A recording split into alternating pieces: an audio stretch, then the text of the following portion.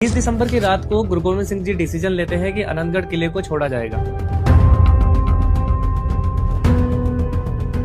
अब वो दया सिंह जी से बोलते हैं कि आनंदगढ़ किले को छोड़ेंगे और सबसे आगे मैं रहूंगा। दया सिंह जी बोलते हैं गुरुजी आप अपने परिवार के साथ रहो। गुरुजी बोलते हैं यदि एक तीर आएगा तो सबसे पहले मेरे लगेगा, यदि कोई गोली लगेगी सबसे पहले मेरे लगेगी। कल को कोई ये ना कह दे कि गुरुजी बीच में अपने परिवार को साथ लेकर निकल कर चले गए और हमें आगे कर दिया। सबसे आगे मैं रहूंगा, बीच में माता गुजरी जी छोटे साहिबजादे रहेंगे और मेरे सिख रहेंगे, और लास्ट में बड़े साहिबजादे बाबा अजीत सिंह जी और बाबा जुझार सिंह जी रहेंगे। यदि लास्ट में पीछे से कोई हमला होता है तो उसको वो हैंडल करेंगे। थोड़ी ही दूरी पर चलते हैं कि अटैक हो जाता है। अटैक होने पर सरसा नदी के किनारे पर अटैक होता है। सरसा नदी उफान पर है उस रात। सरसा नदी के किनारे बड़े साहिबजादे लड़ रहे हैं। गुरु गोविंद सिंह जी आगे चले गए, परिवार का विछोड़ा हो गया। माता गुजरी जी छोटे साहिबजादों के साथ अलग दिशा में चली गई और कई सिख अलग अलग दिशा में चले गए। सारा परिवार इधर उधर हो गया। गुरु गोविंद सिंह जी भाई दया सिंह जी के साथ और भाई मनी सिंह जी के साथ आगे बढ़ते हैं। इतने में ही थोड़ी देर में अमृत वेला हो जाता है। गुरु गोविंद सिंह जी रुक जाते हैं कि कुछ सिखों को यहाँ इकट्ठा करो और जपजी साहिब एंड आसा दीवार के दीवान लगाओ। दया सिंह जी जपजी साहिब आसा दीवार के दीवान लगाते हैं। जैसे ही आसा दीवार समाप्त होती है, गुरु गोविंद सिंह जी बोलते हैं अब आप क्या करो, जितने भी सिख हैं उनको सरसा नदी पार कराओ। दया सिंह जी गुरु गोविंद सिंह जी से बोलते हैं गुरुजी यदि आप थोड़ी देर पहले ये बोल देते और यहाँ दीवान ना लगाते तो आज हम ये दुश्मन से निकलकर आगे चले जाते और दुश्मन यही रह जाते। गुरु गोविंद सिंह जी यहाँ क्या रिप्लाई देते हैं वो ध्यान से सुनो। भाई दया सिंह जी